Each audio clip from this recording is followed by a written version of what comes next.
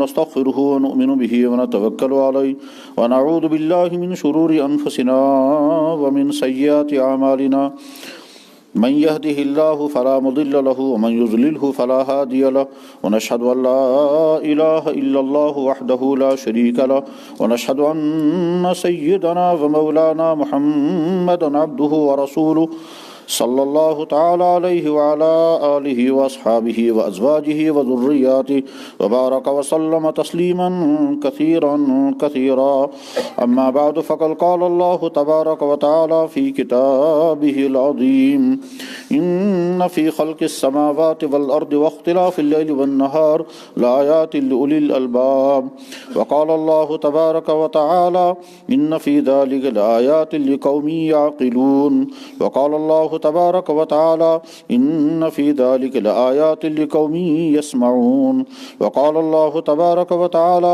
ان فی ذلک لآیات لقوم یتفکرون وقال اللہ تبارک و تعالی یا ایہا الانسان ما غرک بربک الکریم الذی خلقک فسواک فعدلک فی ای صورت ما شاء رکبک وقال اللہ تبارک و تعالی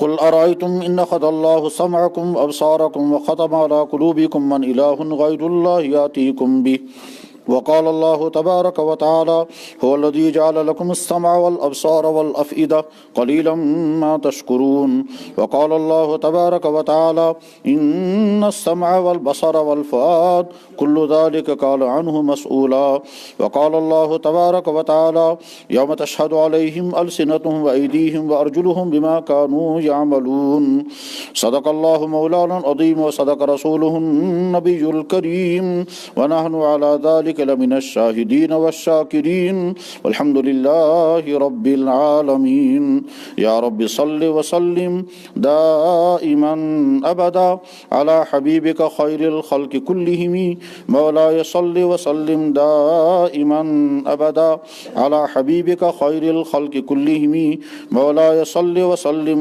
دائما أبدا على حبيبك خير الخلق كلهم. محترم بزرگوں اور دوستو، اللہ نے انسان کو زندگی گزارنے کے لیے جیسے جسم کی تمام چیزیں عطا کی، دیکھنے کے لیے آنکھ، سننے کے لیے کان، بولنے کے لیے زبان، کام کے لیے ہاتھ، چلنے کے لیے پاؤں، یہ ساری چیزیں عطا کی ہیں. انہی چیزوں میں سے ایک اہم ترین چیز عطا کی ہے عقل اور سوچ. عقل اور سوچ تو جانوروں کے اندر بھی ہے، مگر جانوروں کی عقل اور سوچ بہت محدود ہے، اور انسان کی عقل و سوچ جانوروں سے بہت زیادہ بڑے پیمانے پر ہے. یہی وجہ ہے کہ جانور کوئی ترقی نہیں کر پاتا. وہ جب سے زندگی گزار رہا ہے اس کی زندگی کا پیٹرن اتنا ہی ہے. وہ اتنا جانتا ہے کہ یہ گھاس ہے اور گھاس مجھے کھانی ہے. پھر ایک جانور اپنا گھونسلہ بناتا ہے، اسے اپنی زندگی گزار لیتا ہے. اس گھونسلے میں کوئی ترقی نہیں کر سکا، اس گھونسلے کے اندر کوئی نئی چیز وہ پیدا نہیں کر سکا، کیونکہ اس کی عقل اتنی محدود ہے. لیکن اس کے مقابلے میں انسان کو چونکہ اللہ نے عقل عطا کی ہے، اس عقل کی بنا پر انسان ہر وقت ترقی کرتا ہے، سوچتا ہے، نئے نئے وسائل مہیا کرتا ہے. جنگل میں درخت پیدا ہوئے، جانور اپنی عقل سے ان درختوں کا استعمال نہیں سیکھ سکتا، لیکن انسان نے اپنی عقل کو لڑایا، اوزار تیار کیے، درختوں کو کاٹا، پھر لکڑی بنائی، پھر لکڑی سے طرح طرح کی فرنیچر تیار کیے، مکانات بنائے. یہ ساری پینلنگ، یہ سارا انسان اپنی عقل سے کر رہا ہے. غذائیں پیدا ہوئی ہیں، جانور ان غذاؤں کو جیسی وہ پیدا ہوئی ویسی ہی کھا رہا ہے، اور جب سے وہ کھا رہا ہے تب سے اس میں کوئی ترقی اس نے نہیں کی. لیکن انسان ان غذاؤں میں طرح طرح کی ڈشیں تیار کرتا ہے. وہ اپنی عقل استعمال کرتا ہے کہ اس غذا کے اندر یہ چیز ملائی جائے تو پھر کیا ہوگا، مزید وہ چیز ملائی جائے تو کیا ہوگا. تو غرض یہ کہ انسان کو اللہ نے جیسے جسم کی یہ ظاہری اعضاء عطا کیے، ویسے ایک اہم ترین چیز عقل عطا کی ہے. اور قرآن میں اللہ جل شانہ بار بار الگ الگ انداز سے ترغیب دیتے ہیں، اپنی عقل کو استعمال کرو، سوچو، غور کرو. चुनाचे अल्लाह ताला शानहू कुरान करीम में अपनी कुदरत बयान करके फिर कहते हैं, ये जो मैं बयान कर रहा हूँ समझने वालों के लिए कितनी बसीरत इसमें है। एक नेमत या एक कुदरत या एक अजीब हकीकत बयान करके फिर अल्लाह फरमाते हैं, इन्न फी ज़ालिका लआयातिन लिक़ौमिन यस्मऊन। जो लोग समझने और सुनने के इरादे से सुनते हैं तो उनके लिए बड़ी बसीरत है। कहीं फरमाते इन्न फी ज़ालिका आयातिन लिक़ौमिन याक़िलून, कहीं फरमाते इन्न फी ज़ालिका आयातिन लिक़ौमिन यतफ़क्करून। जो अपनी अक्ल को इस्तेमाल करते हैं, अपनी सोच को इस्तेमाल करते हैं, उस सोच को और अक्ल को इस्तेमाल करके उनके सामने नई नई चीज़ें आती हैं और छुपी हुई चीज़ें हकीकत सामने आती हैं। ये इंसान की तलाश, इंसान की दरियाफ्त, इंसान की कोशिश ही का नतीजा है कि साइंसी तरक्यात होती है। अगर अक्ल नहीं होती तो साइंसी तरक्यात नहीं होती। तो गोया साइंसदान इस कायनात की छुपी हुई हकीकतों पर गौर करते हैं, तजर्बात करते हैं, कोशिशें करते हैं, तो नई नई चीज़ें दरियाफ्त होती हैं और नई चीज़ों को फिर वो नए वसाइल में ढालते हैं और इंसानों के लिए किस्म किस्म की सहूलियात मुहैया हो रही हैं। आखिर आज साइंसी दौर है, ये सारा साइंसी दौर किस बुनियाद पर है कि इंसान को अल्लाह ने अक्ल अता की है और इस अक्ल के ज़रिए से इंसान कायनात की इन तमाम चीज़ों को इस्तेमाल कर रहा है और नए नए वसाइल मुहैया कर रहा है। तो कुरान में अल्लाह ताला शानहू बार बार तरगीब देते हैं कि अपनी अक्ल का इस्तेमाल क्या करो, सोच पैदा करो। उस सोच के नतीजे में तुम्हें वो चीज़ें तुम्हारे सामने आएंगी जो तब तक नहीं आएंगे जब तुम तो सोचोगे नहीं, तब तक तुम्हारे सामने नहीं आएंगे जब तक तुम गौर नहीं करोगे। मसलन अल्लाह ताला शानहू फरमाते हैं, वफ़ी अनफुसिकुम अफला तुबसिरून। तुम्हारे जिस्म मैंने अजीब अजीब हकीकतें रखी हैं पर तुम गौर क्यों नहीं करते। वफ़िल अर्दि आयातुल लिल मूक़िनीन। ज़मीन के एक एक चप्पे पर खुदा की अजीब अजीब निशानियाँ फैली हुई हैं, बस तुम सोचो, गौर करो और गौर करने के बाद तुम्हारे सामने नए नए हक़ाइक़ सामने आएंगे। इन्न फ़ी ख़ल्क़िस समावात वल अर्द। आसमान और ज़मीन के पैदा करने में वख्तिलाफ़िल लैल वन नहार, कभी दिन आता है कभी रात आती है, रात कहीं छोटी होती है कहीं बड़ी होती है। इन्न फ़ी ज़ालिका लआयातिन लिउलिल अलबाब। जिनकी अक्ल है उनके लिए बड़ी नसीहतें और बड़ी हिकमतें इसके अंदर है। हम एक मरतबा मदीना मुनव्वरा में रमज़ान के अंदर थे और बड़ी सख्त गर्मियाँ थी, तो एक अरब बैठे हुए थे। उस अरब ने पूछा कि तुमको गर्मी लग रही है? तो मैंने कहा बहुत ज़्यादा गर्मी है। उसने कहा हर्रुन शदीद? मैंने कहा हाँ बहुत शदीद। तो कहता है हादी नियामतुल्लाह, ये गर्मी अल्लाह की नियामत है। तो मैंने उनसे अर्ज़ किया कैफ़ हादी नियामा, ये नियामत कैसे है? तो उसने फ़ौरन कहा यहाँ जितनी खजूरें तैयार होती हैं वो तभी पक जाती हैं जब ये गर्मी आएगी, अगर गर्मी नहीं आएगी तो खजूरें तैयार ही नहीं होंगी।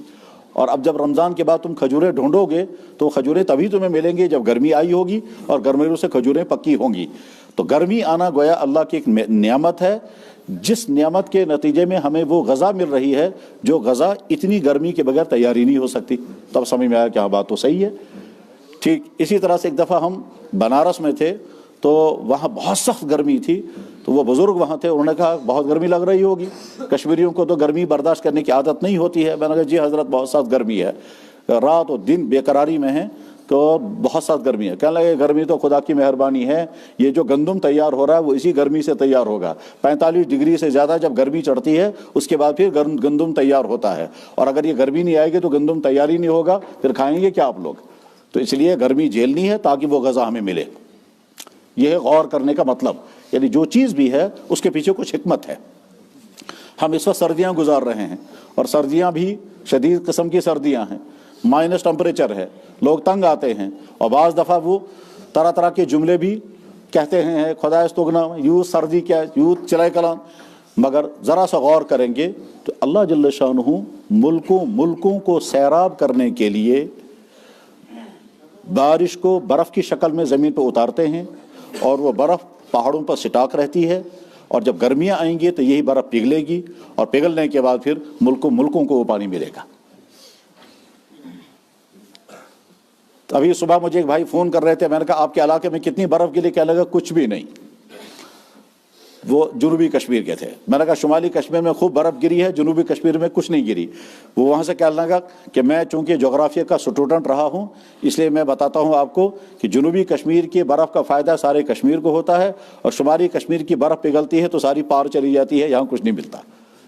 खैर, तो हम बर्फ़ को तो या सर्दियों को मुसीबत समझते हैं, लेकिन हकीकत ये है कि ये भी नेमत है, और इसलिए नेमत है कि अल्लाह को अपना निज़ाम चलाना है, زمین اور انسانوں کو پانی چاہیے، وہ پانی سٹاک ہونا چاہیے، اس لیے برف گرتی ہے، وہ برف پہاڑوں پر جمی رہتی ہے، اور اس کے بعد جب گرمیاں آتی ہیں اور ہمیں طرح طرح کی کھیتی باڑیاں، باغبانیاں اور سبزیاں اگانی ہیں، یہ سب کچھ کرنا ہے، اس کے لیے بھی ہمیں پانی چاہیے، اور وہ پانی اللہ نے سٹاک رکھا ہوگا۔ اس وقت گرمیاں آتی ہیں، یہ پانی پگھلتا ہے، اور پگھلنے کے بعد پھر ہم بھی سیراب ہوتے ہیں، ہماری زمینیں بھی سیراب ہوتی ہیں، جانور بھی سیراب ہوتے ہیں، سب کچھ تیار ہوتا ہے، اور ہم ہی نہیں، نہ جانے کن کن ملکوں کو یہ پانی پہنچتا ہے۔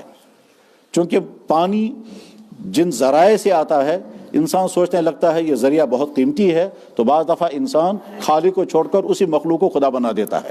گنگا کو لوگ خدا کیوں مانتے ہیں؟ اس لیے کہ گنگا کے ذریعے سے ان کا پورا ملک سیراب ہو رہا ہے، اور گنگا اور جمنا کیا ہے کہ ہمالیائی پہاڑوں پر جمی ہوئی برف گرمیوں میں پگھلتی ہے، وہی گنگا اور جمنا ہے، اور ہمارے کشمیر کے پہاڑوں پر جمی ہوئی ساری برف جب پگھلتی ہے تو وہی کہیں جہلم کی شکل میں، اور کہیں چناب کی شکل میں، کہیں سندھ کی شکل میں سارے دریاؤں کے ذریعے پانی آتا ہے۔ یہاں بھی لوگ سیراب ہوتے ہیں، اور اگلے ملکوں کو بھی اللہ تعالیٰ شانہ اسی کے ذریعے سے سیراب کرتے ہیں۔ تو غرض یہ کہ قرآن کریم کا ایک اہم ترین پیغام انسانوں کے نام اور خاص طور پر ایمان والوں کے نام یہ ہے کہ وہ غور کیا کریں، ایک ایک چیز پر سوچا کریں کہ اللہ نے یہ سارا نظام کیوں بنایا۔ اس لیے قرآن جگہ جگہ کہیں اپنی قدرت بیان کر کے پھر کہتے ہیں غور کرو، کہیں انسانوں کی تخلیق کر کے پھر کہتے ہیں تو میں نے تمہیں بنایا، بنانے کے بعد تم اس پر غور کرو، اگر یہ چیز تم کو میں نے نہ دی ہوتی پھر کیا ہوتا، پھر تم کیسی پریشانی میں ہوتے، اور اگر فلانی چیز میں نے اس طرح نہ کی ہوتی پھر تم کیا کرتے۔ غور کرنے کی ترغیب دیتے ہیں۔ اس لیے مزاج بنانا چاہیے سوچنے کا، مزاج بنانا چاہیے غور کرنے کا، بلکہ اگر غور کرنے لگتا ہے انسان تو اس کے نتیجے میں پھر پڑھتا ہے تو اس کو بھی اسی پر منطبق کرتا ہے۔ مجھے بار بار یہ ذہن میں آتا ہے کہ آج کا تو سائنس کا زمانہ ہے، اس سائنس کے زمانے میں تو اللہ کی قدرتوں کو پہچاننا بہت آسان ہو گیا ہے، کیونکہ وہ حقیقتیں سامنے آتی ہیں جو پہلے انسان کے سامنے نہیں آتی تھی۔ آج جب ہم بایولوجی پڑھتے ہیں اور تخلیق کا نظام سمجھتے ہیں تو حیران ہو کر کے کہہ سکتے ہیں کہ یا اللہ کیسی آپ کی قدرتیں ہیں، آج یہ حقیقت ہمارے سامنے آئی۔ آج اگر ہم باٹنی پڑھیں گے اور باٹنی کی تحقیقات کے نتیجے میں درختوں، پھولوں، پتوں، پیڑ پودوں کی عجیب عجیب چیزیں سامنے آتی ہیں کہ پیڑ پودے زندگی کیسے گزارتے ہیں، وہ آکسیجن کیسے تیار کرتے ہیں، پھر اپنی ضرورت کا آکسیجن اپنے پاس کیسے سٹاک رکھتے ہیں، پھر وہ ضرورت سے زیادہ آکسیجن کیسے باہر پھینک دیتے ہیں، اور وہ ہماری ضرورت کیسے پوری ہو رہی ہے۔ جب اس کو پڑھیں گے تو بے اختیار زبان پہ آئے گا سبحان اللہ، کتنا بڑا ہے وہ اللہ۔ تو باٹنی کے ذریعے سے اللہ کو پہچاننا، زولوجی کے ذریعے سے اللہ کو پہچاننا، فلکیات کا نظام سمجھ کر کے اللہ کو پہچاننا، اور خود انسان کے اپنی باڈی کے نظام کو سمجھ کر اللہ کو پہچاننا، پھر اس کائنات کو سمجھنے اور باڈی کے نظام کو سمجھنے کے لیے معمولی عقل بھی کام کر سکتی ہے اور تحقیقات بھی فائدہ پہنچا سکتی ہیں۔ جب ہم بہت گہری تحقیقات کریں گے تو عجیب عجیب حقائق معلوم ہوں گے، لیکن اگر عام انسان گہری تحقیقات نہیں کر سکتا تو اس کے لیے بھی اللہ جل شانہ نے بہت آسان مثالیں سامنے رکھی ہیں سمجھنے کے لیے۔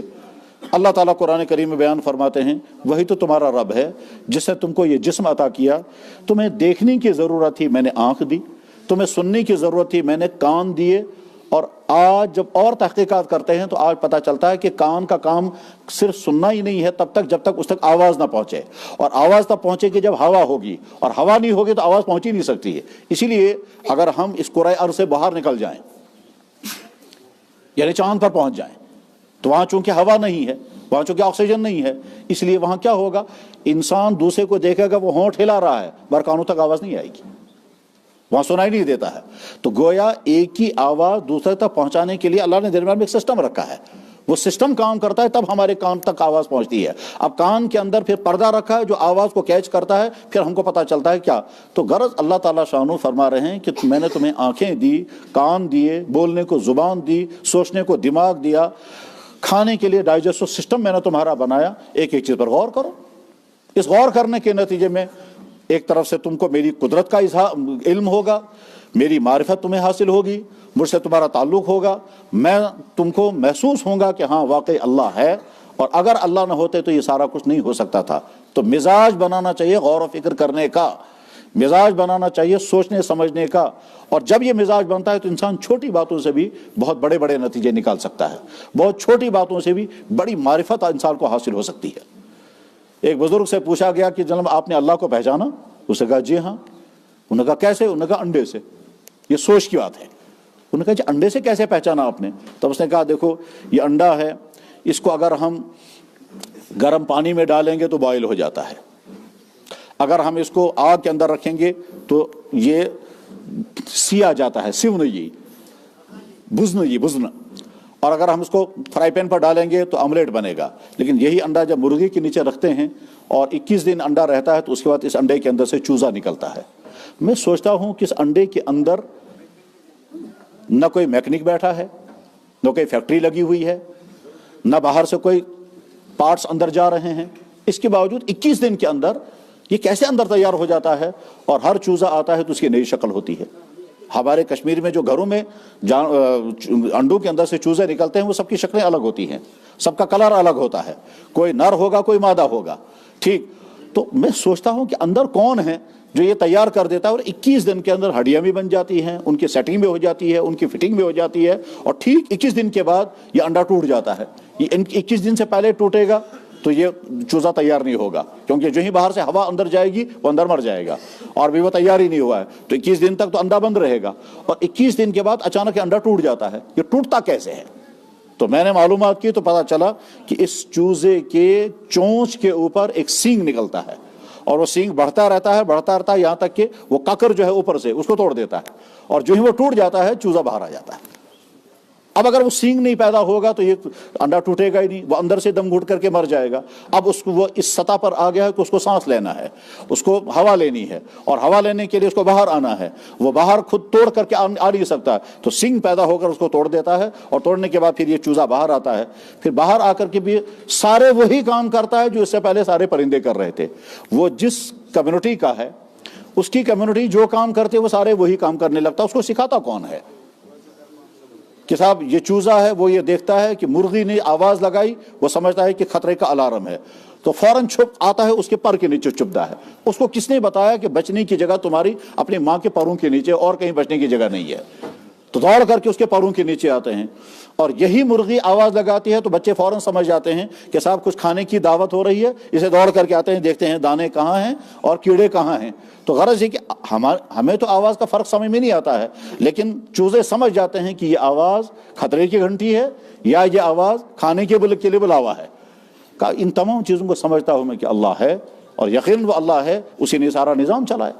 तो गौर करने के मिजाज पैदा करना चाहिए। कुरान करीम में अल्लाह ताला फरमाते हैं इन्न लकुम फिल अनाम लइब्रा, ये जानवर जो तुम्हारे घरों के अंदर, ये तुम्हारे बेहतरीन नसीहत हैं। उसके बाद फरमाते हैं नुस्कीकुम मिम्मा फी बुतूनिहा मिन बैनि फरसिन व दमिन लबनन खालिसन साइगल लिशारिबीन, कि देखो तुम्हारे घरों में जो जानवर हैं उनमें कुछ जानवर दूध देने वाले हैं, और उनके जिस्म में दूध पैदा होगा उनके बच्चे की जरूरत से ज्यादा। तो उस जानवर को अल्लाह ने दूध देने वाला जानवर बनाया, इसे दूध पैदा होगा उसके जिस्म में, मगर ये दूध पैदा होकर खास टाइम पर आकर के। गाय के पेट में बच्चा है, भैंस के पेट में बच्चा है, बकरी या ऊंटनी के पेट में बच्चा है, दूध नहीं आएगा। लेकिन जो ही बच्चा इधर से बाहर आ गया थनों में दूध शुरू हो जाता है। तब तो सोचने की बात है, अंदर कोई नई फैक्ट्री लगी है क्या? नहीं। कोई मिल्क प्लांट अंदर लगाया गया क्या? नहीं। अंदर कोई सिस्टम नया शुरू हुआ है कि कोई नया सिस्टम नहीं। इसने कोई नई गजाएं खानी शुरू की हैं कि नहीं? कोई नई गजा भी नहीं खा रहा है, ये वही घास खा रहा है जो इससे पहले खाया जा रहा था, वही घास। लेकिन अब तक इसकी घास से खून बनता था, और खून से बाद में वो एग बनता था जिसके नतीजे में आगे बच्चा बनेगा, और अब ये वही घास खा रहा है, और घास खाने के बाद फिर अब इसके अंदर दूध तैयार हो रहा है। वो दूध का कलर कैसे सफ़ेद बना, उस दूध के अंदर मिठास कैसे आई, वो उस दूध के अंदर गोबर का असर क्यों नहीं आया? तो अल्लाह ताला फरमाते हैं नुस्कीकुम मा फी बुतूनी मिन बैनि फरसिन व दमिन लबनन खालिसन साइगल लिशारिबीन, मैं तुम्हें इन जानवरों के जिस्म से दूध निकाल करके पिलाता हूँ जो दूध पाक साफ होता है, जिसमें गोबर की मिलावट नहीं, जिसमें खून की मिलावट नहीं, जिसमें गोबर की बदबू नहीं, और उसमें कोई ज़रर नहीं, कोई इन्फेक्शन नहीं, वो तुम्हें पिला रहा हूँ। फिर आगे फरमाते हैं इस पर गौर करो, ये तुम्हारे समझने की चीज़ है। इन्न फी ज़ालिका आयातिन लिक़ौम यस्मऊन। उसके बाद आगे फरमाया देखो मैंने शहद की मक्खी तैयार की है। ये शहद की मक्खी क्या काम करती है कि शहद तैयार करती है, मगर उसके एक एक चीज़ पर गौर करो। वो अपनी कॉलोनी कैसे बनाती है, उस कॉलोनी में ज्योमेट्री कैसे इस्तेमाल करती है, اور ہر سوراخ جو ہے وہ سیم کیسے ہوتا ہے، ان کے پاس کوئی فیتا نہیں ناپنے کا، اس کالنی بنانے میں وہ مٹیریل کون سا استعمال کرتے ہیں، وہ مٹیریل لاتے کہاں سے ہیں، اس کے بعد ان کے ہاں انجینئرنگ کا شعبہ کہاں سے آیا، وہ آرکیٹیکچر کا شعبہ کیسے تیار ہوا، پھر وہ کالنی جب بناتے ہیں اپنی تو اس کالنی بنانے میں کیا کیا چیزیں سامنے رکھتے ہیں، اور اس کے بعد پھر جب وہ سوراخ تیار ہو جاتے ہیں تو پھر ایک ڈپارٹمنٹ ان کا پھولوں کا رس چوز کر کے لاتا ہے، اور وہ ہزاروں پھولوں کا رس چوز کر کے ان کا سلیکشن کیسے کرتے ہیں کہ کس پھول کا رس میٹھا بنے گا اور کس پھول کا رس جو ہے وہ کڑوا ہوگا، وہ مجھے نہیں لانا ہے، وہ ڈفرینس کیسے کرتے ہیں، وہ فرق کیسے کرتے ہیں، اس پھول کا رس مجھے چوسنا ہے، اس کا نہیں چوسنا ہے۔ اس کے بعد پھر وہ میلوں دور تک جاتے ہیں تو ان کو راستے کیسے یاد رہتے ہیں کہ مجھے واپس پہنچنا ہے اپنی اسی جگہ پر، پھر آ کر کے اس شہد کو ان کھانوں کے اندر کیسے سٹاک کرتے ہیں، اور سٹاک کرنے کے بعد پھر جب ان کو محسوس ہوتا ہے کہ گرمیاں تیز ہو گئی، اور مئی جون کی گرمی میں جب 35 ڈگری سے آگے جو ہے ٹمپریچر چلا جاتا ہے تو ان کو فوراً محسوس ہوتا ہے کہ گرمی کی وجہ سے ہمارا شہد پگھل جائے گا، اس لیے وہ اندر اپنے پروں کو چلا کر کے اندر کی گرمی کو باہر نکالتے ہیں۔ تو ایک چیز پر غور کرو، وہ اندر ایک خاص درجے کی نمی چاہیے، نمی سائنس والے سمجھ سکتے ہیں کہ فضا کے اندر نمی بھی ہوتی ہے، تو اندر خاص درجے کی نمی چاہیے، وہ نمی کیسے مہیا کرتے ہیں، خاص درجے کا ٹمپریچر چاہیے، وہ ٹمپریچر کیسے مہیا کرتے ہیں، اور اس کے ساتھ ساتھ پھر ان کا ایک سکاڑ بھی لگا ہوا ہوتا ہے جو چیک کرتا ہے کہ کالنی بنانے میں غلطی تو نہیں ہو رہی ہے، شہد لایا جا رہا ہے اس میں کہیں غلطی تو نہیں ہو رہی ہے۔ یہ سب کچھ بیان کرنے کے بعد اللہ تعالیٰ فرماتے ہیں ان فی ذلک لآیات لقوم یتفکرون، اس میں تمہارے لیے غور و فکر کی چیز ہے۔ تم سوچو ایک بہت معمولی چیز جس کا جسم کتنا کمزور ہے، اس کے اندر خون بھی نہیں ہے، شہد کی مکھی کے اندر خون نہیں ہوتا ہے، اس کے اندر خون نہیں ہے، ان کا نرو سسٹم ان کے پاس نہیں ہے، لیکن اللہ نے اس کا نظام ایسا بنایا ہے، اور قرآن نے کہا میں نے اس پر وحی کی ہے، وَأَوْحَىٰ رَبُّكَ إِلَى النَّحْلِ، تیرے رب نے شہد کی مکھی پر وحی کی ہے، یعنی سارا سسٹم اس کو سمجھایا، اور جب سے شہد کی مکھی دنیا میں ہے اسی سسٹم کے مطابق وہ شہد بنا رہی ہے۔ اور آپ کو شاید معلوم ہوگا کہ یہاں کشمیر کے جنگلوں میں ایک جھاڑی ہوتی ہے جو کسی کام کی نہیں ہے، وہ جلانے کے کام بھی نہیں آتی، اس کے پتے بھی نہیں کھائے جا سکتے، اس سے کوئی اور کام بھی نہیں لیا جا سکتا، پتے اس سے کڑوے ہوتے ہیں، اس کو کہتے ہیں سولائی، سالیہ کاٹ چونا تھا کوشر پیٹ، یہاں کے جنگلوں میں ہے، پھول اس کا بہت چھوٹا بہت کڑوا ہوتا ہے، اس سالیہ کاٹ کا شہد سب سے زیادہ میٹھا ہوتا ہے، تو شہد کی مکھی اس کو چوستی ہے، اور ہم نے بھی دیکھا ہے اس کو چوستے ہوئے، میں نے بہت دفعہ دیکھا ہے کہ شہد کی مکھیاں جو ہیں وہ ان علاقوں میں جہاں وہ صلائی ہوتی ہے وہاں وہ شہد کی مکھیاں ان پر ہوں گی، اور وہ کبھی ایک دانے پر، ایک دوسرے پر، کبھی تیسرے پر، اور اس ساتھ میں عجیب بات یہ ہے کہ اللہ جل شانہ نے شہد کی مکھیوں کو پالنیشن کا کام بھی لیا ان سے، اور پالنیشن کا کام کیسے لیا ہے کہ وہ ایک پھول پر بیٹھے گی، اور اس پھول کا وہ پھول جو ہے وہ نر پھول ہوگا، دوسرا پھول مادہ ہوگا، یہ اس پھول پر بیٹھے گی، اس نر پھول کا سیمن اس کے ٹانگ کے ساتھ چپک جائے گا، یہاں سے اٹھ کر کے وہ دوسرے پھول پر جائے گی، وہ مادہ فیمیل پھول ہوگا، یہ دانہ جو ہے وہ اس پر گر جائے گا تو وہاں لور نکل آئے گا، اس کو کہتے ہیں نیچرل پالنیشن۔ نیچرل، یہ جو سائنس پڑھتے ہیں اللہ کی قدرتوں کو ذہن میں رکھ کر کے سائنس پڑھو، اس کے نتیجے میں تمہیں عجیب عجیب قدرتیں اللہ کے سامنے سمجھ میں آ جائیں گی۔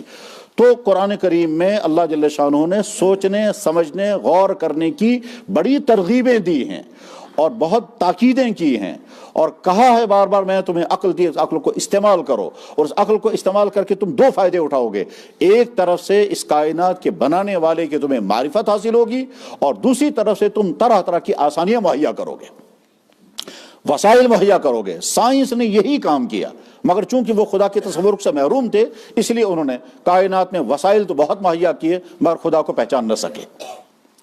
کیوں؟ اس لیے کہ اللہ کی معرفت انہیں نصیب نہیں تھی، یا اللہ کی قدرتوں کو ذہن میں رکھ کر۔ لیکن اس کے بعد بھی ہر بڑا سائنسدان اپنی سائنسی تحقیقات کے بعد آخر میں اسی نتیجے پر پہنچتا ہے کہ اللہ صاحب کوئی بہت بڑا مدبر کائنات کا چلا رہا ہے۔ ابھی میں نے کل ایک تھیوری پڑھی تھی اسحاق نیوٹن کی، وہ آخر میں یہ کہتا ہے کہ اللہ کا کتنا بڑا ہے وہ بادشاہ جو ساری کائنات چلا رہا ہے، اور اپنی تحقیقات پیش کر کے میں اس تو غور و فکر کا مزاج بنانا چاہیے، اور جب آپ غور و فکر کا مزاج بنائیں گے تو ایک ایک چیز میں اللہ کی قدرت اور اللہ کی معرفت حاصل ہوگی۔ میرے بھائی، آنکھ کے ناک کے اندر اللہ نے بال پیدا کیے، اوپر بال پیدا نہیں کیے۔ اگر اوپر بال پیدا ہو جاتے تو بہت برا لگتا، اور ناک کے اندر بال پیدا کیے کوئی نہ کوئی مسئلہ تو اس میں ہوگی، چاچا اندر کے بال فلٹریشن کا کام کرتے ہیں۔ انسان جب سانس لیتا ہے تو گرد و غبار اوپر چڑھ سکتا ہے، اس گرد و غبار کو روکنے کے لیے اللہ نے اندر سے بال پیدا کیے ہیں، چاچا گھنے بال ہوتے ہیں، نیچے سے اتنا گردہ چڑھتا ہے، وہ ان بالوں سے اٹکتا ہے اور ہوا فریش ہو کر کے دماغ میں پہنچتی ہے، لیکن کچھ نہ کچھ گردہ پھر بھی پہنچ سکتا ہے، تو اس کے لیے اللہ نے چھینک کا سسٹم رکھا، چاچا چھینک آتی ہے وہ سارا باہر نکل آتا ہے۔ اس لیے جب کبھی جھاڑو دیتے ہیں تو تھوڑی دیر بعد چھینکیں آنے لگتی ہیں۔ یہ چھینکیں کیوں آنے گے؟ یہ اس لیے آنے لگی کیونکہ گرد تم نے جھاڑو دیا، گرد و غبار تمہاری ناک میں چڑھا، اب تمہارے دماغ اوپر گرد و غبار چڑھے گا، تم اس کو واش نہیں کر سکو گے، اس لیے اللہ نے چھینکوں کا سسٹم شروع کیا، اور چھینکوں کے نتیجے میں چھینکیں آتی رہیں گی اور اس کا پھر وہ سب کچھ باہر نکل آئے گا۔ چاچے چھینک پر بھی غور کریں کہ اچانک انسان ارادے کے بغیر سانس کھینچتا ہے اور بہت ساری ہوا کھینچ لے کر پھر پریشر کے ساتھ باہر نکال دیتا ہے، اور اس میں انسان کی اپنی مرضی کا کوئی دخل نہیں، بلکہ یہ نیچرلی خود بخود ہوتا ہے، تو انسان کے اپنے ارادے سے نہیں ہوگا، بلکہ خود بخود انسان سانس کھینچتا ہے، اور جب یہ سانس کھینچنے کے بعد پھر جمع ہو گیا وہ پریشر کے ساتھ باہر آئے گا، اور پریشر اتنا تیز ہوتا ہے کہ اگر انسان منہ بند کرے گا تو ناک سے باہر آئے گا، اور کبھی کھانا کھاتے کھاتے جب چھینک آتی ہے تو منہ میں جو کہ وہ بھی باہر آ جاتا ہے، اتنا پریشر۔ کیوں؟ کیونکہ تمہارے دماغ میں اگر کوئی گندی چیز پہنچ گئی ہے اس کو صاف کرنا ہے۔ اللہ کے نبی علیہ السلام نے کیا فرمایا؟ جب کسی کو چھینک آئے تو فوراً کہو الحمدللہ۔ اور جب انسان سانس لیتا ہے تو آپ کو معلوم، جس وقت یہ سانس لیتا ہے تو انسان کی باڈی کے سارے سسٹم جام ہو جاتے ہیں، اور جام ہونے کے بعد پھر جب سانس چھوڑ دیتا ہے تو سارے سسٹم پھر ایکٹیویٹ ہو جاتے ہیں۔ تو یہ جو سانس لیتے ہوئے سارا سسٹم جام ہو گیا، اس جام ہونے کے بعد خطرہ ہے انسان مر جائے گا۔ چنانچہ دنیا میں رپورٹیں چھپتی ہیں کہ صرف چھینک آتے آتے کتنے لوگ مر گئے، کیونکہ وہ سسٹم واپس بحال نہیں ہو سکا۔ تو جب ہم دوبارہ جب ہمارا سسٹم پھر بحال ہو گیا تو ہم فوراً کہتے ہیں الحمدللہ، گویا میں موت کے منہ میں چلا گیا تھا، میرا سسٹم پھر واپس آ گیا، فوراً کہتے ہیں الحمدللہ۔ یہ کس نے سکھایا؟ جناب رسول اکرم صلی اللہ علیہ وسلم۔ تو اللہ جل شانہ نے عقل دی ہے، اس عقل کو استعمال کرنا چاہیے غور و فکر کرنے کے لیے، اور جتنا غور و فکر کے لیے استعمال کریں گے اپنی جسم پر، کائنات کے ایک چیز پر، تو اللہ کی معرفت اور اللہ کی قدرتیں نصیب ہوں گی۔ ابھی کچھ دنوں پہلے میں نے ایک ڈاکٹر صاحب سے پوچھا، میں نے کہا ڈاکٹر صاحب کوئی عجیب بات بتائیے۔ وہ سوچتے رہے، آخر کہنے لگے جی ہاں بہت اچھا، مجھے عجیب بات ذہن میں آئی۔ میں نے کہا فرمائیے۔ کہنے لگا کشمیر میں سوئی ہوتی ہے، سب لوگ سمجھتے ہیں یہ کس کام کی ہے، مگر 20 بیماریوں کا علاج سوئی سے ہو رہا ہے۔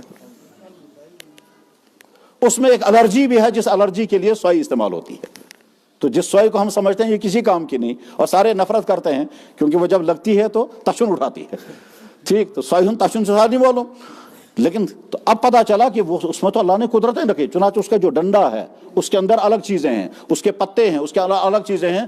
چنانچہ انہوں نے مجھ سے کہا کہ سوئی کے پتے اٹھا کر کے ان کو دھو کر کے اگر ان کے رشتے بنائے جائیں یا ان کے کوفتے بنائے جائیں اور وہ کھلائے جائیں تو پراسٹیٹ کی بیماری ٹھیک ہو جاتی ہے۔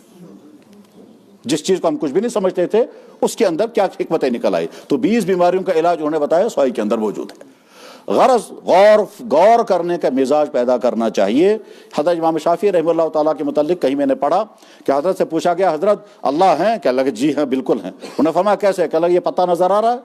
کہنے لگا جی ہاں یہ تو شہتوت کا پتہ ہے۔ کہنے لگا شہتوت کا پتہ بکری کھاتی ہے تو دودھ بنتا ہے، مینگنی بنتی ہے۔ شہتوت کا پتہ ہرن کھاتا ہے تو ناف بنتا ہے۔ شہتوت کا پتہ ریشم کا کیڑا کھاتا ہے تو ریشم بنتا ہے۔ چیز ایک ہی ہے، 3 جگہ چلی گئی اور 3 چیزیں وجود میں آ گئی۔ اور اب اگر آج کا میڈیکل سائنس ہوتا تو کچھ اور تحقیقات کر کے کہتا کہ اگر ان شہتوت کے پتوں کو ہم کوٹیں گے تو اس کے اندر جو عرق نکلے گا اس عرق کے اندر کیا کیا وٹامنز ہیں اور ان وٹامن سے کیا کیا چیزیں مہیا ہوں گی۔ تو چپٹر ختم ہو گیا۔ قرآن کریم کی چند آیتیں جو پڑھی تھی ان آیتوں میں اللہ یہی سمجھا رہے ہیں کہ غور و فکر کا مزاج پیدا کرو، اور میری قدرت اور میری حکمت اور میری طاقت کو ذہن میں رکھ کر کے، میری نعمتوں کو ذہن میں رکھ کر تم غور کرو گے تو ایک ایک چیز تمہیں بتائے گی اللہ بہت بڑے ہیں، اللہ بہت بڑے ہیں۔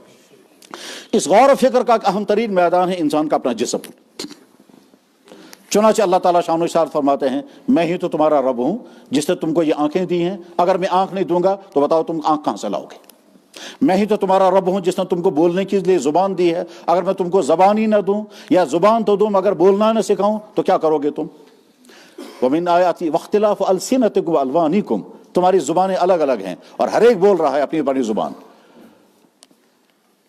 الم نجعل لہ عینین ولسانا وشفتین، میں نے تجھے دیکھنے کو آنکھیں دی، مجھے تو بولنے کے لیے زبان دی ہے.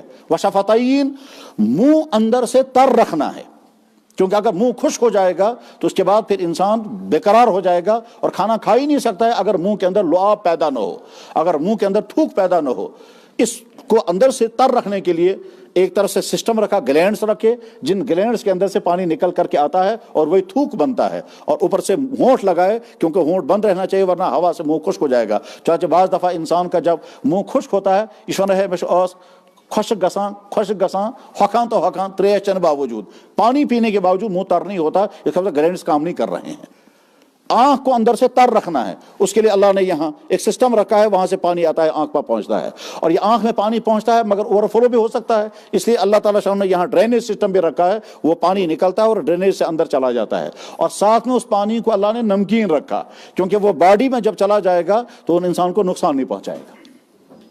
غرض یہ کہ ایک ایک چیز غور کرنے کی ہے. تو اللہ تعالیٰ شان و ارشاد فرماتے ہیں کہ یہ تمہارا جسم جس میں یہ سارے اعضاء میں نے تمہیں عطا کیے ہیں، تمہیں پڑھے بغیر بھی تم غور کر سکتے ہو. اگر میں تمہیں کان نہ دیتا تو تم بات ہی نہیں کر پاتے، اور اگر بات کرتے تو سن نہیں پاتے. تو میں نے تمہیں سننے کی طاقت دی، میں نے تمہاری زبان میں بولنے کی طاقت دی، میں نے تمہارے دماغ میں سوچنے کی طاقت دی.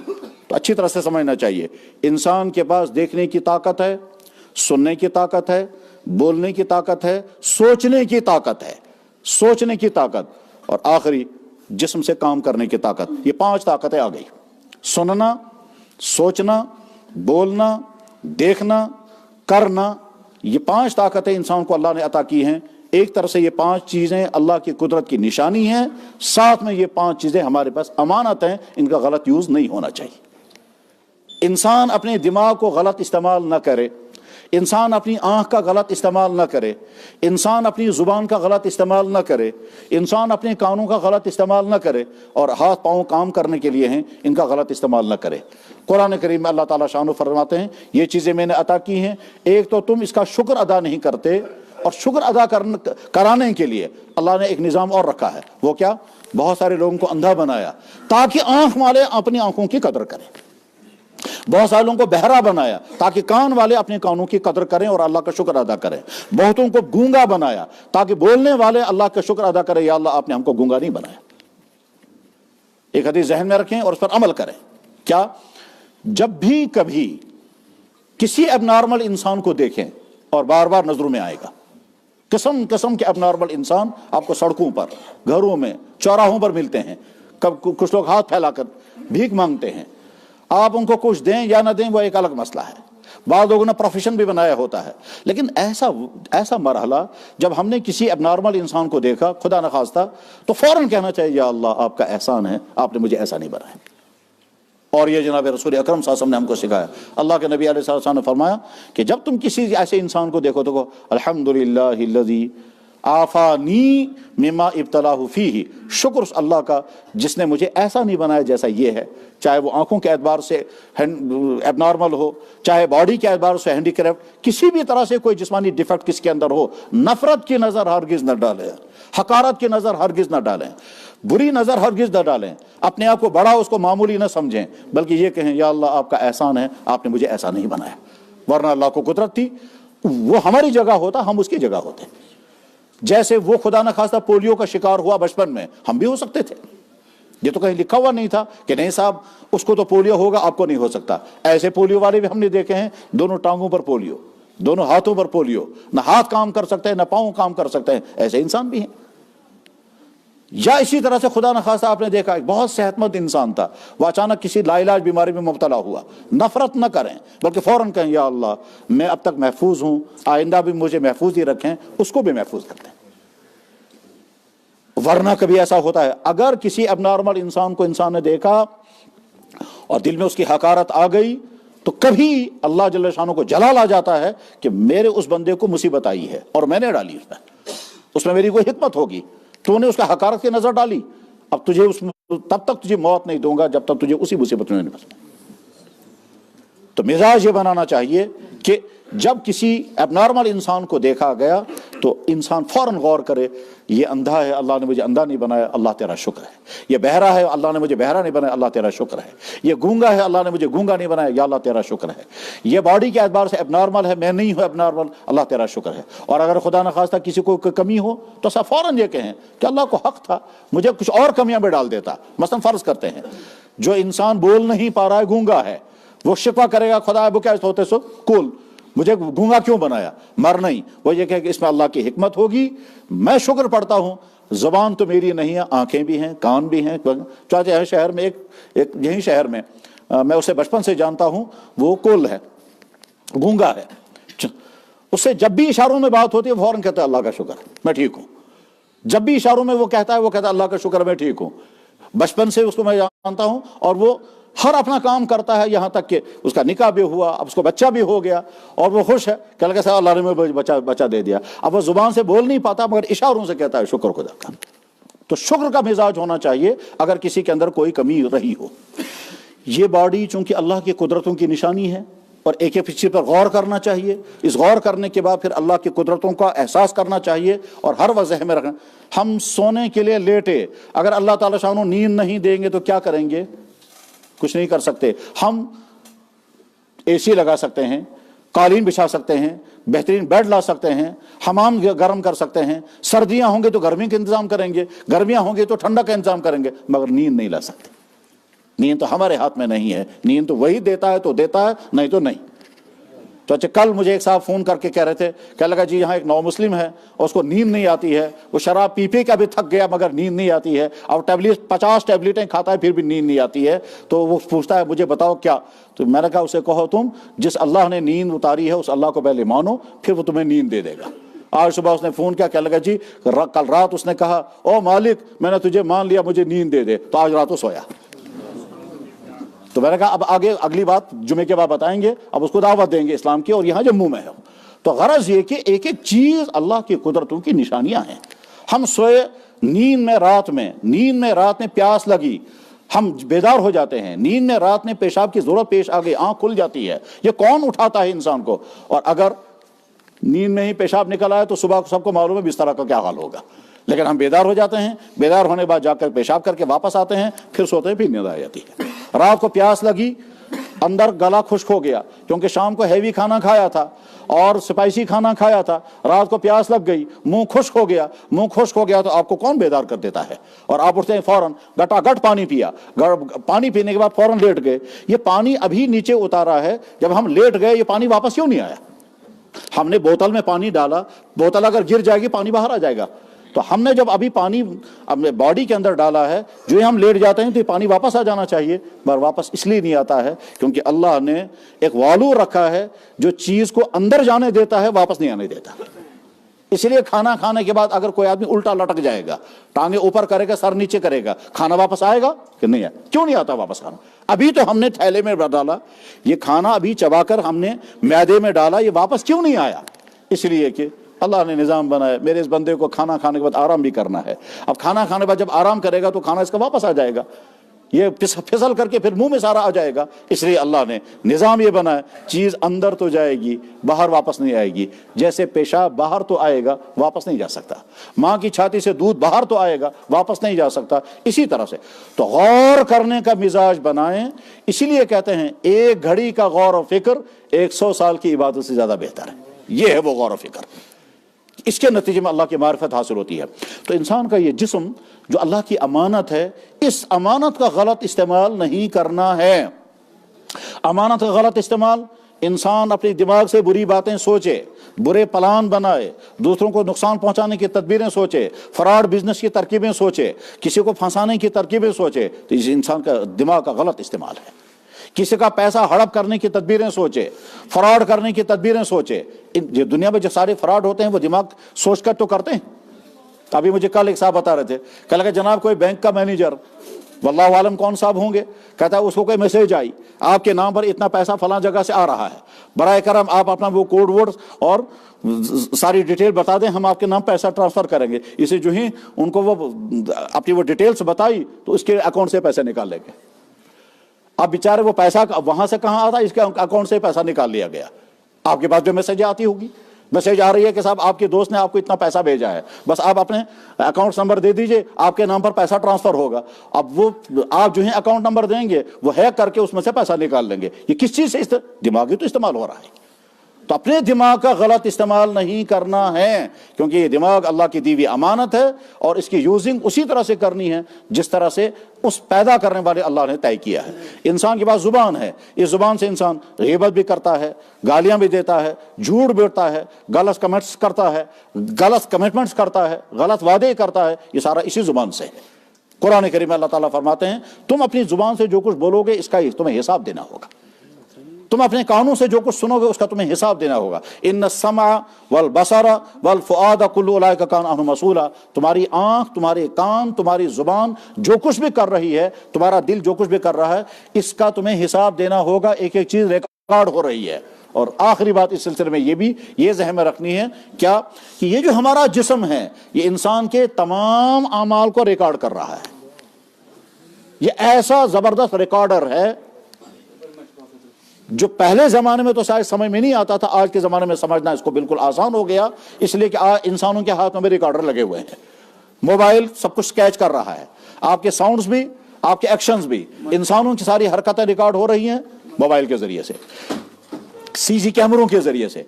तो सीसी कैमरों के जरिए से जैसे इंसान की सारी हरकतें रिकॉर्ड हो रही है, इंसान की बनाई हुई मशीन, ठीक अल्लाह की बनाई हुई ये मशीन इंसान की तमाम हरकतों को रिकॉर्ड कर रही है। और कुरान करीम में अल्लाह ताला ने 4 जगह ये बात समझाई है कि तुम्हारा ये जिस्म तुम्हारी तमाम चीजों का मेरे पास हिसाब देगा और ये बोलने लगेगा तुम्हारे खिलाफ। यौम तशहदु अलैहिम अलसिनतुहुम व अयदीहिम व अर्जुलुहुम बिमा कानू यामलून। हज़रत आयशा सिद्दीक़ा रज़ियल्लाहु ताला अन्हा को तहमत लगाई गई थी, बुरी तहमत। तो कुरान करीम में दो रुकू नाजिल हुए और उसमें अल्लाह ताला शान इरशाद फरमा रहे हैं, जिन लोगों ने आयशा पर तहमत लगाई वो समझ लें कि उन्होंने जुबान से जो कुछ बोला, अपने कानों से जो कुछ सुना, इसका तुम्हें हिसाब देना होगा। यौम तशहदु अलैहिम अलसिनतुहुम व अयदीहिम, याद रखो वो दिन जिस दिन तुम्हारी जुबान गवाही देगी तुम्हारे खिलाफ कि तुमने अपनी जुबान से गलत कमेंटमेंट्स किए थे। तुम्हारी जुबान तुम्हारे खिलाफ गवाही देगी कि तुमने अपनी जुबान को झूठ बुलवाया था। तुम्हारी जुबान तुम्हारे खिलाफ गवाही देगी कि तुमने अपनी जुबान से गाने गाए थे, या झूठ बोला था, या ग़ीबतें की थी, या गालियां दी थी, या मजाक उड़ाए थे। तो तुम्हारी जुबान तुम्हारे खिलाफ बोलेगी, तुम्हारी आंखें तुम्हारे खिलाफ बोलेंगी कि तुमने इस आंख का गलत इस्तेमाल किया, तुमने गलत वेबसाइटें देखी, तुमने गलत फेसबुक पर गंदी चीजें देखी, तुम कुछ और देख रहे थे, बीच में कुछ और देखते रहे, तुम जानबूझ करके वेबसाइटें खोलते रहे और गंदी से गंदी वेबसाइटें रात को, तो तुम्हारा दिमाग लज्जत उठाता रहा, तो दिमाग का जुर्म। तुम्हारी आंखें वो सब कुछ देखती रही, तो आंखों का जुर्म। तो गोया तुम अपने जिस्म का गलत इस्तेमाल कर रहे हो और ये तुम्हारा जिस्म गवाही देगा। बल्कि एक जगह तो अल्लाह ताला शान फरमाए तुम्हारी खाल भी गवाही देगी। हम एक दफा एक सेमिनार में थे, वहां मेडिकल का एक टफ किस्म का मौजू था, उस पर उलमा को फैसले करने थे। मेडिकल से रिलेटेड एक मसला था, उस मसले को पहले उलमा को समझना था और उलमा चूंकि मेडिकल साइंस नहीं जानते हैं, इसलिए एक मेडिकल के बहुत बड़े डॉक्टर को लाया गया था जो वो डिटेल समझाता कि ये सिस्टम क्या है, ताकि उलमा उसके बारे में फैसला कर सकें। तो उसमें से एक मसला था, उसको कहता है यूथेनेसिया, मर्सी किलिंग। क्या इंसान जानबूझकर अपने आप को मार सकता है जब वो किसी ऐसी बीमारी में मुब्तला हो कि उसको सेहतयाब होने की उम्मीद नहीं है? मसलन एक बीमार है, अब वो बीमार मुसीबत बन गया है अपने लिए भी, घर वालों के लिए भी, और डॉक्टर कहते हैं ये ठीक होने वाला नहीं है और रहेगा इसी बीमारी में। तो क्या ये दरख्वास्त दे सकता है कि मुझे इंजेक्शन लगा दो ताकि मैं आराम के साथ दुनिया से चला जाऊं? इसको कहते हैं कत्ल बजज़्बे रहम, मर्सी किलिंग, और टर्म इसको कहते हैं यूथेनेसिया। एक तो ये समझना था, और इसी तरह से एक समझना था ब्रेन डेथ। ये ब्रेन डेथ क्या होती है? हार्ट बैठ चुका है, वेंटिलेटर पर इंसान लगा हुआ है और वेंटिलेटर के जरिए से हार्ट का काम चल रहा है, अभी इंसान जिंदा है, लेकिन क्या वेंटिलेटर का खर्चा बर्दाश्त कर सकेंगे? तो नहीं कर पाएंगे। तो क्या हम वेंटिलेटर हटाएं या ना हटाएं, और हम इसको मुर्दा माने या जिंदा माने, इसकी बीवी को बेवा माने, इसकी प्रॉपर्टी तकसीम करें? ऐसे भी इंसान हैं जो साल साल तक वेंटिलेटर पर लटके रहते हैं। तो वेंटिलेटर कैसे काम करता है, दिमाग और सांस का सिस्टम आपस में कैसे कनेक्ट है, ये सारा समझाने के लिए वो डॉक्टर था। तो डॉक्टर ने जो सारी बातें समझाई, तो साथ में उसने ये भी कहा, कह लगे आप हजरात से अगर ये पूछा जाएगा कि इंसान की बॉडी में सबसे अजीब ऑर्गन कौन सा है, तो आप में से कुछ लोग कहेंगे हार्ट, कुछ लोग कहेंगे ब्रेन, کچھ لوگ کہیں گے اسٹامک، کچھ لوگ کہیں گے نرو سسٹم، لیکن کھال کوئی نہیں کہے گا۔ وہ کہتا ہے، ہمارا میڈیکل یہ کہتا ہے انسان کی باڈی میں سب سے عجیب آرگن انسان کی کھال ہے۔ یہ تو اس ڈاکٹر نے کہا۔ اور ابھی 10-15 دن پہلے مکہ مکرمہ میں مجھے ایک ڈاکٹر ملا، میں نے کہا ایک ڈاکٹر نے ہم سے یہ کہا تھا کہ انسان کی باڈی میں سب سے عجیب آرگن کھال ہے۔ انہوں نے کہا بالکل، کھال واقعی عجیب آرگن ہے، مگر اس کی ڈیٹیل جب آپ سمجھیں گے تب پتہ چلے گا۔ اس کھال کے متعلق قرآن کریم میں اللہ تعالیٰ بیان فرماتے ہیں یہ کھال تمہارا سب کچھ ریکارڈ کر رہی ہے۔ اس کا مطلب یہ ہے ہمارے موبائل میں جو چپ ہے، یہ چپ اگر سب کچھ ریکارڈ کر رہا ہے تو انسان اللہ کی بنائے ہوئی یہ کھال سب کچھ ریکارڈ کر رہی ہے۔ ہم ایک ڈاکٹر ایک فیمیل پیشنٹ کو ملاحظہ کرتے ہوئے اس کی باڈی کو ہاتھ لگا رہا ہے، اس کے ذہن کے خیالات کیا ہیں کسی کو نہیں معلوم، وہ جانتا ہے۔ اس نے جو ٹچ کیا ہے، اگر یہ برے ارادے سے ٹچ کر رہا ہے اور جنسی لذت اٹھا کر کے ٹچ کر رہا ہے تو یہی اس کا ہاتھ گواہی دے گا۔ تم نے جس فیمیل کو ٹچ کیا تھا تمہاری نیت ڈائیگنوزنگ نہیں تھی، تمہاری نیت کچھ اور تھی،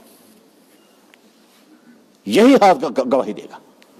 قرآن کریم میں اللہ تعالیٰ فرماتے ہیں وَيَوْمَ يُحْشَرُ أَعْدَاءُ اللَّهِ إِلَى النَّارِ فَهُمْ يُوزَعُونَ حَتَّى إِذَا مَا جَاءُوهَا شَهِدَ عَلَيْهِمْ سَمْعُهُمْ وَأَبْصَارُهُمْ وَجُلُودُهُمْ، تمہاری کھال گواہی دے گی بما كانوا يعملون، تم نے کیا کیا ہے۔ وَقَالُوا لِجُلُودِهِمْ، اور انسان حیران ہو کر اپنی کھال سے کہے گا یار دنیا میں تو کبھی تیرے اندر سے کوئی آواز نہیں آئی، دنیا میں تو کبھی کچھ تو نے نہیں بولا، یہاں کیسے تو بول گیا۔ وَقَالُوا لِجُلُودِهِمْ، لوگ اپنی کھال سے کہیں گے لِمَ شَهِدْتُمْ عَلَيْنَا، تو نے میرے خلاف گواہی کیسے دے دی۔ قَالُوا أَنطَقَنَا اللَّهُ الَّذِي أَنطَقَ كُلَّ شَيْءٍ، کہ جو اللہ ہر چیز کو بلوا سکتا ہے اسی اللہ نے کہا تم بھی بولو، تم نے کیا کہا ریکارڈ کیا ہے تو وہ سب کچھ بول دے گا۔ اس کا مطلب یہ ہوا خدا نہ خواستہ ایک انسان گاڑی میں بیٹھا ہوا ہے اور خدا دائیں بائیں کوئی فیمیل ہے اور اجنبی ہے اور اس کے ساتھ کندھے سے کندھا ملا، گاڑی میں اوور لوڈنگ تھی اور کندھے جسم سے جسم ٹچ کر گیا اور دل میں برے خیالات آئے، یہی جسم گواہی دے گا کہ تم نے کسی اجنبی فیمیل کو جسم سے ٹچ کیا تھا اور لذت محسوس کی تھی، یہی کھال گواہی دے گی۔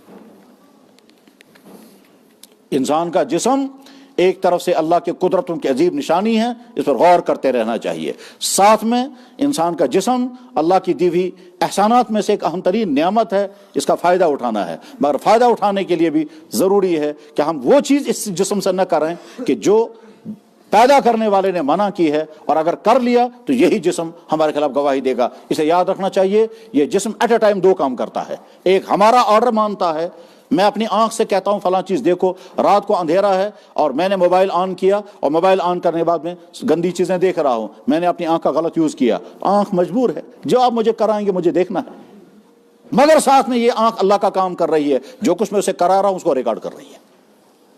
یاد رکھیں یہ جسم اس طرح ہمارا ہی نہیں ہے، پیدا کرنے والا اللہ ہے، یہ پہلے اللہ کا بنایا ہوا ہے، اس کے بعد ہمارے ہاتھ میں، ہم اس کے یوزر ہیں، ہم اس کے آن مالک نہیں ہیں، ہم اس کے استعمال کرنے کے مکلف ہیں، مگر اسی دائرے میں جس دائرے میں استعمال کرنے کی اجازت دی گئی۔ جو کچھ دیکھنے کی اجازت ہے بس وہی دیکھنا ہے، اس کے علاوہ کچھ اور دیکھیں گے تو یہی جسم گواہی دے گا۔ جو کچھ ہمیں سننے کی اجازت ہے بس وہی، اس کے علاوہ کچھ اور سنیں گے یہی کان ہمارے خلاف گواہی دیں گے۔ ہمیں جو چیز چھونی ہے وہی چھو سکتے ہیں، اس کے علاوہ کوئی اور چیز چھوئی۔ اجنبی لڑکے نے اجنبی نامحرم عورت کے ساتھ ہینڈ شیک کیا اور ہینڈ شیک کرنے کے بعد پھر خوش ہو گیا، یہ خوش ہونے کے بعد یہی ہاتھ گواہی دے گا کہ تو نے اجنبی نامحرم عورت کو ہینڈ شیک کیا تھا اور تیرا انٹینشن غلط تھا، یہی ہاتھ گواہی دے گا۔ تو خلاصہ کیا ہوا؟ اللہ جل شانہ قرآن کریم میں انسانوں کو اور خاص طور پر ایمان والوں کو بار بار دعوت دیتے ہیں غور کیا کرو، اپنی عقل کو استعمال کرو، اس سے تمہیں میری قدرتوں کی معرفت ہوگی، میری حکمتوں کی حکمتیں تمہارے سامنے کھلیں گی اور اس کے نتیجے میں تم اپنی زندگی کے وسائل بھی پیدا کرو گے۔ تو غور کرنے کا مزاج پیدا کرنا چاہیے، ہر چیز پر غور کرو، ہر چیز پر سوچنے کی عادت ڈالیں، ہر چیز کے اندر حکمتیں معلوم کرنے کی عادت ڈالیں، اور جب انسان اس پیٹرن پر چلنے لگتا ہے تو معمولی چیزوں پہ بھی نئی نئی چیزیں معلوم ہوتی ہیں۔ عموماً یہ بات ذہن میں آتی ہے کہ جو لوگ سائنس پڑھتے ہیں کاش وہ ان کا ذہن یہ ہو کیا کہ ہم ایک طرف سے سائنسی تحقیقات پڑھیں گے، ایک طرف سے اللہ کی قدرت کو سامنے رکھیں گے، اور تیسری طرف سے جناب رسول اکرم صلی اللہ علیہ وسلم نے کیا فرمایا اس کو سامنے رکھیں گے، پھر دیکھیں گے سائنس کیا بتا رہی ہے، ہمارے نبی نے کیا بتایا، اور یہ دونوں ایک ہی ہو گئے۔ تو ہمارے نبی نے تو اس وقت فرمایا تھا جب سائنس تھی ہی نہیں، اور آج سائنسی تحقیقات نے وہی بات کہی ہے، تو اس کا مطلب یہ ہے کہ ہمارے نبی کی زبان پر جو آتا تھا وہ حق تھا۔ ورنہ اس زمانے میں وہ بات وہ کیوں فرما رہے ہیں جو آج کی سائنسی تحقیقات سے.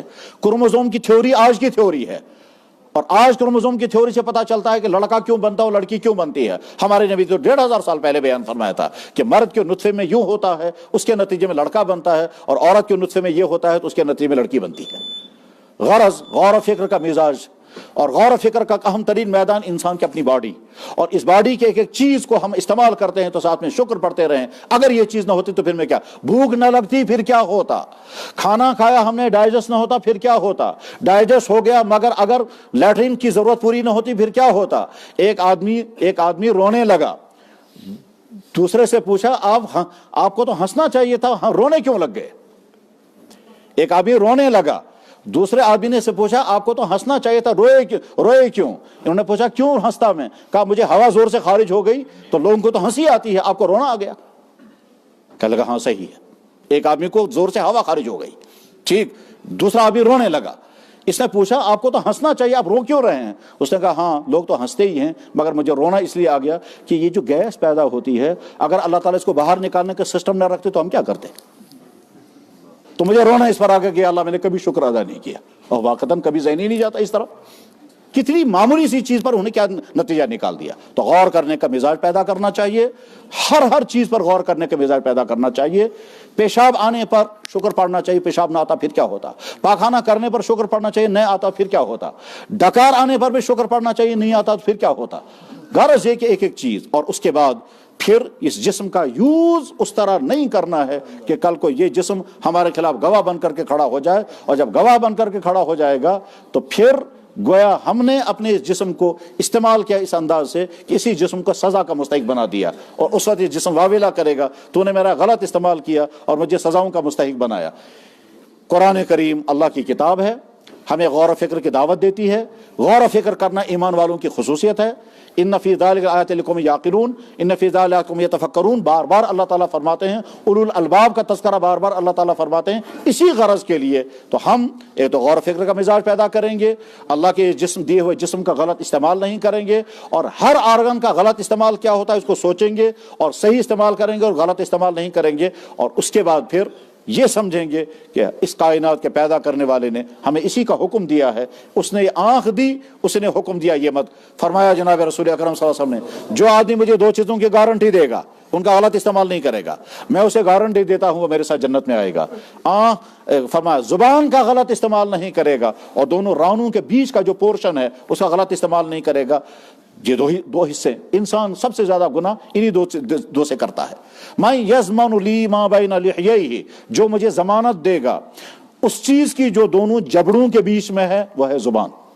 وما بین فخذیہ, اور اس چیز کا جو دونوں رانوں کے بیچ میں ہے. ہر آدمی سمجھ سکتا ہے وہ کیا. آپ فرمایا اضمن لہ الجنہ, میں اسے گارنٹی دیتا ہوں وہ میرے ساتھ جنت میں آئے گا. تو ہم انشاءاللہ عہد کر کے اٹھیں گے کہ ہم اپنے اس جسم کا غلط استعمال نہیں کریں گے, اور اسلام یہی کہتا ہے, ایمان یہی کہتا ہے. اور ورنہ پھر اس جسم کو ہم گویا تیار کر رہے ہیں ایک خطرناک عذاب جھیلنے کے لیے. اللہ اسے ہماری حفاظت فرمائے. وآخر دعوانا ان الحمد للہ رب العالمین برحمتک یا ارحم الراحمین.